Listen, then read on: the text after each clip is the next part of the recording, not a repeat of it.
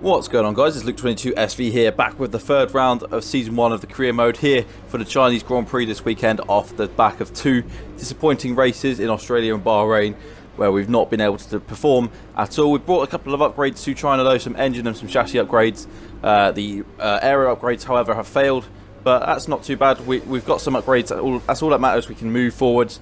Hopefully our car can actually move up the order a little bit. The Toro Rosso is a bit underrated on here, I think. For some reason the Toro Rosso is pretty much near the back all the time. In terms of pace, we just don't have that pace at the moment. As you can see, we had an abysmal end to the Bahrain Grand Prix. It was looking okay at the start, but we've had to lower the difficulty. It was on 95. Going into China, we've now lowered it to 92. Hopefully that's the lowest it goes. I don't plan on lowering it anymore, but we'll move on into the weekend then. You can see Ferrari and Mercedes bringing a few upgrades as well. So they're looking on top.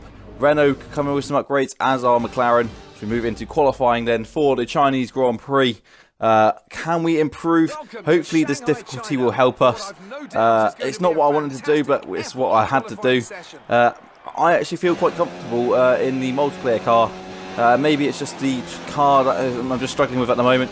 The lack of downforce perhaps on this Toro Rosso is just not really helping. Perhaps if I did started my career mode with a Mercedes or Ferrari, I might actually be a bit quicker and be a bit more competitive. But we're in the Toro Rosso and it's just not the best car for us at the moment, unfortunately. But on this lap, we're a bit down on our time at the moment in Sector 1. We're currently at P19, so we're just trying to improve, and going through that corner we actually gained a lot of time. So obviously not the best lap so far. We feel like we can improve, and this is our last attempt to actually make us a good lap here. And currently we're down on our lap time, so we need to improve here. We want to move up the order. In fact, Alexander Albon's only just in front of us, so just proves that Toro Rosso is not really a good car at the moment. And coming through to start the end of Sector 2 and move on into Sector 3, we actually up again. It's a bit mixed here and there. We've been up and then we've been down, but a worse Sector 1 and we got a better Sector 2 this time around. So all fingers crossed, this can be a good lap and we can improve from 19th place and hopefully move up the order a slightly bit. As qualifying is complete now, we move to end this lap with just 2 corners left with the hairpin. We need to get that one right. If we look up, we'll ruin our lap and be down in P19. We do look up a little bit, but it's okay. We make the apex and we get on the exit. Good amount of power. We've got a car behind us, but we don't need to worry about that. Come around the final corner, up by a couple of tenths now, so this is good news. And we cross the line, and where's it going to put us? It's P16, as you can see there. We move up just slightly, and we are going to be starting in P16 then. So not a bad qualifying, our best qualifying so far. One where we actually feel quite comfortable with the car. And now there you can see Leclerc on pole from Sebastian Vettel. And we move further down the order to see we're in front of Kimi Raikkonen and both the Williams and our teammate. So can't really ask for much more than that. So that's ideal. We're in 16th then, going into the race. We've got Devon Butler in front of us, so that should be interesting. Our F2 rival, Lucas Weber, is up there in 13th as we move on then into the race for the Chinese Grand Prix. It's time to find out which driver is up to the task of claiming the Chinese Grand Prix. We're here in Shanghai. Before we begin, but let's move on then to the grid order for the Chinese Grand Prix. You saw it at the end of qualifying. Leclerc was fastest, but is he on pole? Yes, he is. There's no grid penalties then, so Leclerc lines up on pole from his teammate Sebastian Vettel. Both the Mercedes on row 2 with Bottas leading Hamilton. As we move on to row 3, Hulkenberg having a hell of a qualifying for Renault. Headed Gasly, Verstappen having a disappointing day down in 8th. Grosjean 9th, Ricciardo 10th, Norris 11th ahead of his teammate Devon Butler. Weber 13th, Stroll 14th, Butler down in 15th, ourselves 16th, Raikkonen not impressing in the Alfa Romeo by looks of it, and Russell, and then Albon and Kubica rounding off the grid then as we head into the race for the Chinese Grand Prix. What can we do from 16th on the grid? We'll find out. Those 5 red lights are about to go out now, and these lights out and away we go for the Chinese Grand Prix. It's the third round. This is a poor start from us. You can see that we're dropped by everyone already. Kubica looking to get past us. We're down to P19. We lost 3 places off the start. Heading into turn 1, a disaster. Not exactly what we wanted at all, but we're hanging around the outside, overtaking several cars, back up to P16, 15th place. So in the end, we've actually gained a place then off the start. I've no idea who we actually overtook there, but we're up into P15, and it appears to be Devon Butler, who's down into P16. So we've actually gained a place despite having such a poor start. We go through the hairpin, everyone's concertinaed up, and we dive down the inside of several cars and make it up into P12. We're side by side with Kevin Magnussen, someone we had several problems with in our Mick Schumacher career mode back on F1 2018. Hopefully we can keep it clean with him on this career mode. And Lance Stroll now coming at us into the wide, long, fast speed section of this track. And again, hanging it around the outside. Lance Stroll trying to get back into P13. We're in P13 ourselves at the moment, so great start for us. Exactly what we want in P13. And now Stroll again coming at us into the corner on the left-hand side of us. He almost gets past us, but we keep him behind. And now Lucas Weber is also behind us. Now Weber has been behind us several times at the start of the races so far. He's been behind us in Australia. He came over to us on the lap 1. We had a little fight with him. Then lap 2 and lap 1 of Bahrain, he did the same thing. So could be a bit of deja vu here, but Stroll outpaces us on the straight and gets past us. But we outbrake him into the hairpin. And going round the outside of Lance Stroll. Can we get a better exit out of the hairpin? Yes, we do. It's a good exit out of the hairpin. We're side by side with Lance Stroll. Are we going to get ahead into the final corner? We get the better line and we force him wide. There's contact there with Weber and Stroll. Butler's now on the outside. So contact with Weber and Stroll. Maybe Stroll rejoin the track safely, but now Weber's looking to attack us on the inside into the first corner. He backs out of it. Butler drives into the side of Lucas Weber. So what happened there? No idea. But Weber and Butler are both having contact with F2 rivals, not the best of friends, as you can see in F2. So no idea what happens there. We'll have to see on the replay there. But Weber's still behind us. Here's the replay at the start now. Leclerc leading Vettel, leading Bottas, leading Hamilton. And there you can see our terrible start, just trying to stop the Williams from getting past us. Disheartening. And we head into turn 1. We just spot the line, go around the outside, manage to hang it around the outside of all these cars. And, well, that was perfect scenario for us after a disappointing start. Retake all those places, overtake Butler, who had a poor start. Originally, he was overtaken by George Russell, but on the exit out of that corner, Butler got the better exit, and he was out on the back of us, heading into this hairpin here. And you can see Stroll and Weber and Magnussen as well, all getting held up by cars in front, all concertining up. And Magnussen got a better exit out of the hairpin, so we couldn't keep up with Magnussen. He managed to get away, so lucky for him. But yeah, there we go. You can see Lance Stroll challenging us into the fast speed section, but coming round, he cuts back underneath, but we have the inside line again.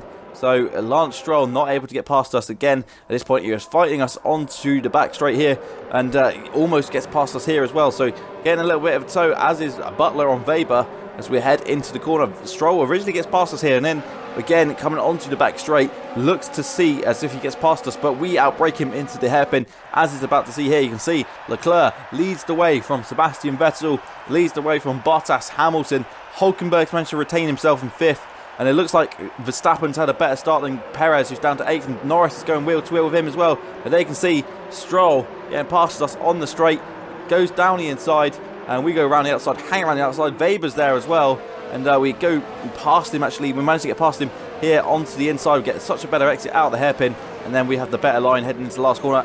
We both go off the track actually, and then Stroll comes back onto the track into the path of Lucas Weber, loses a bit of his front wing. As you can see, Weber there, a little bit of front wing in the background. And then what happened here? Why did Weber and Butler have a contact? We couldn't really see the angle there, but you can see a bit of front wing flying off. But we'll see the onboard from Lucas Weber and Devon Butler in a second. Here's the onboard from Weber. Was Stroll at fault here? We just both went off, and maybe it was a bit of a racing incident, but Weber loses his front wing, and now he's getting a nice tow off of us. Thinks about making a move down the inside, backs out of it though. We left him enough room, and then Butler just shunts him in the side for some reason. Not really sure what Butler was doing there, trying to go around the outside. Here is Butler. He's not got past Stroll at this point. So he gets past Stroll, outbreaks him, just drives straight into Lucas Weber there. So no idea what Devon Butler was doing really. But yeah, there you go. Well, they'll both be having to come back to the pits with front wing damage, I think, unless they both decide to stay out. But with pit stops, well, just around the corner, having been a 25% race. But as you can see there on the mini-map, they're towards the back of the order. Both of them are coming into the pit, so both our F2 rivals having problems. And, well, we just carry on with our day's work, and hopefully we can show that we're the best out of the up-and-coming drivers on the grid. So we're in P13, delighted with our start. Magnus is ahead of us. Can we actually have some good pace here? So with the 92 AI that we've got now, so hopefully, well, we're on the master difficulty, we're not on legend anymore. Hopefully in a few races' time we'll go back to Legends and eventually back to Ultimate. But at the moment we've got a nice little gap to Lance Stroll, so he's actually fighting off George Russell. So for some reason Stroll's not got the same pace as Sergio Perez, who's a little bit higher up the order, and he did well in Bahrain as well. So Stroll not being able to deliver at the moment the same sort of pace as Sergio Perez. So maybe, well, with the transfers that you get on this game now, who knows, maybe Stroll may end up getting replaced with someone halfway through the season, should things carry on. But we got to watch out for ourselves, because at this rate we'll probably end up being replaced halfway through the season, because we've had such a poor start so far in Bahrain and Australia. But hopefully this is a good sign of things to come. We're improving all the time, hopefully, and with this difficulty it's a bit more accurate to ourselves at the moment, because we just haven't really got to grips with this game yet, and it's just quite different to F1 2018. I always takes me a little bit to get used to the F1 games after they come out. I was around this sort of difficulty when F1 2018 first came out, and ended up on 102, and probably could have lifted it up a little bit more, but in the end we'll see what happens over the next few weeks whilst I'm on this game. But running wide, we're still looking fairly sharp. All the cars in front of us are faster cars anyway, so it would be very difficult to keep up with the guys in front. The Hasses and the Renaults are just too much quicker than us, and Norris is doing a hell of a job up there as well. Devon Butler, of course, he's had this little incident and is at the back of the order along with Lucas Weber. So from what I can see, the Alfa Romeos don't look too sharp as well. They obviously have been a bit hit and miss in the real life season, so it's a bit hard to judge where the midfield actually lies up, to be fair. Of course, in real life, Haas are actually 9th in the Constructors, and on this game they're probably about the 5th best team, so Haas maybe a little bit too high up the order at the moment on here, but they are very good in qualifying. So it's a bit confusing, and it's a bit difficult for Codemasters to actually choose the right settings and choose the right difficulty for all these cars and whatnot. And Toro Rosso are probably should be a little bit better as well, but we're going to be boxing this lap, and you see George Russell's behind us, so hopefully we can keep the gap to George Russell. We should be able to, really, but he's closing in on us, and that's probably because our ERS is just down to none. We're not using any ERS at the moment. He might be using a little bit, but our tyres are going off as well, so we need to pit really, and we started on some used softs as well, so that's obviously telling. So our tyres are going off, and we're getting caught up a little bit by George Russell, I think. So we'll be boxing this lap for a set of mediums and going to the end of this race. I would love to do 50% races, but it's simply so much easier to record 25% races. I don't think I'll be able to record 50% races that well. And at the moment, using the Xbox Upload Studio, I think 25% races is probably what I can do best. When I get enough money and stuff to buy a good computer and everything like that, I'll definitely, hopefully, be able to do 50% races someday. But for now, 25% races is the way forward for me. And we come into the pits then for these medium tyres. You can see the Alfa Romeo follows us up, and we get held up a little bit by Kubica's Williams there, and that's allowed Raikkonen to close in on us a little bit. Raikkonen wasn't held up too badly, so Raikkonen's caught us up a little bit in the pits. We need to get a good exit here and a good outlap then as we come out, and Ricciardo's ahead of us, so we're down to P16, still ahead of Weber and Butler. But we move on to the end of lap 6 now, and we're coming out the pits, and we're ahead of Alexander Albon and George Russell, so we retain our position then after the pit stop. So that's perfect, that's good news for us. We've managed to retain our place in the pits, and now we just got to move on and take this to the end. It looks like P13 might be the best result possible here. Doesn't look like we're going to be able to catch the guys ahead, so it could be a very boring race from now on, unless there's a safety car or a virtual safety car or anything that spices up the race. We do need a little bit of that to actually get some points today, but this is a little bit of an improvement, so we can't be too disappointed, and we can definitely be happy with how this race is going so far on lap 6. So yes, good start. George Russell's behind us in the Williams, so perhaps Williams really need a little bit of a nerf as well, because Russell and Kubica tend to be in the midfield most of the time. Despite qualifying towards the back, Russell and Kubica end up just fighting with the midfield when they normally just drop back instantly at the start of races in real life. But we'll see how that goes. There may be a patch at some point that alters the team's performance. But on lap 6 at the moment, we've got going green, so we're setting personal best. These mediums are feeling quite good, so it looks like we're going to be able to stay in P13 for the time being, and we shouldn't really get caught up by George Russell in the slower Williams. But Daniel Ricciardo's down the road. He's our next target. And looks like it's going to be P13 until the end of the race. So we'll see. Hopefully the cars in front of us have a little collision. We may be able to get some points today. Who knows? It's just going to be, well, just driving and clear air and just seeing what happens now. It's going to be a fairly dull experience. But moving on to lap 11. And you can see there's actually a car in front of us. Daniel Ricciardo has got a bit of a problem with his car. So we managed to catch up with him. And he's now where he's going really slowly. So a little bit of action for once. We can see what might happen here. Can we get past Daniel Ricciardo? It looks like it's going to be fairly easy. We're 1.5 seconds behind him heading into that sector. And it looks like we're going to be able to overtake him by the end of the straight. So obviously some big problem affecting Daniel Ricciardo's race. So at the moment, because we were about 10 seconds behind him a few laps ago, and we managed to catch up with him almost instantly and almost getting it around the outside there. Think a little bit better of it. Ricciardo not giving up this position easily as we come through the final corner. Surely it's going to be easy meet though now. So we get DRS, and yeah, it's going to be easy. We should just got to get alongside him, get past him, and we're up into P12. So getting a nosebleed. We're almost so high up the order at the moment. This is the highest we've been probably in an actual race so far. So it's looking good. This AI AI difficulty is definitely suiting us at the moment. And there's yellow flags as well down the road. So perhaps there's been a car that's about to retire from this race. We see that there's yellow flags there. There's a car going very slowly. It looks like one of the Red Bulls on the mini-map. And Pierre Gasly is out of the race. So that looks like we're going to promote us to P11. So in just a couple laps time, we've gone from P13 to P11. And now we're just one position outside the points. So who knows, maybe just one more position and we'll get our first point of this career mode. We'll have to see what happens, but it looks like there's a, yeah, there you can see we're up into P11 now. Pierre Gasly retiring from the Chinese Grand Prix, and Romain Grosjean is our next target down the road.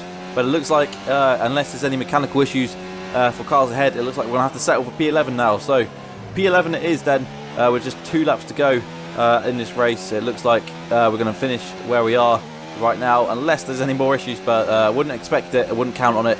And Ricciardo's just going backwards at the moment, so don't have to worry about anyone behind, don't have to worry about anyone in front, just bringing the car home, looking to not make any mistakes really.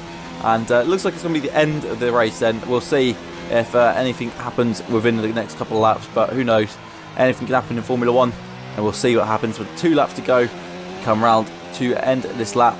And it's a good race for us. We've started in P16, we gained 5 places, so not too bad. And we move on to the end of the race, and we were right, nothing did happen.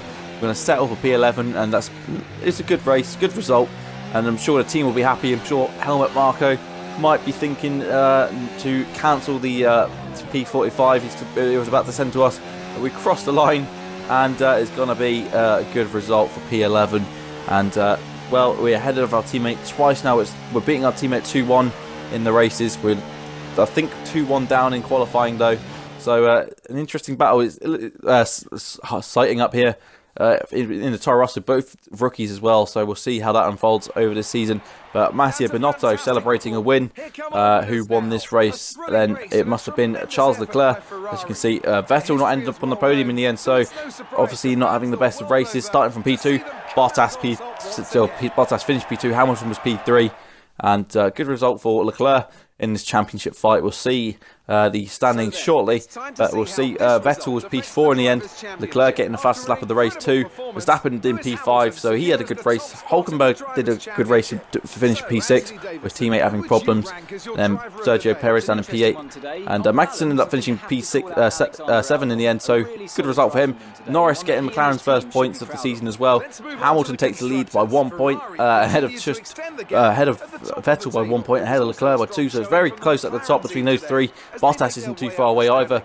We're up to P14 on results at the moment as well. So Stroll and Weber and Raikkonen, all those guys behind us. So we're just not looking too bad at the moment. But only 12 cars have actually scored points so far in 3 races. And as you can see, only 7 teams have scored as well. So Williams, Toro Rosso and Alfa Romeo all left to score points. But a good result today then. That's going to be the end of the episode there, pretty much. I hope you liked, and I hope you liked this video. Like and subscribe and comment, and I'll see you very shortly for Azerbaijan for round 4, which is going to be my bogey track. So I'm not really looking forward to that one, but yeah. Anyway, without further ado, I'll see you guys soon. Like and subscribe, and enjoy the rest of your day.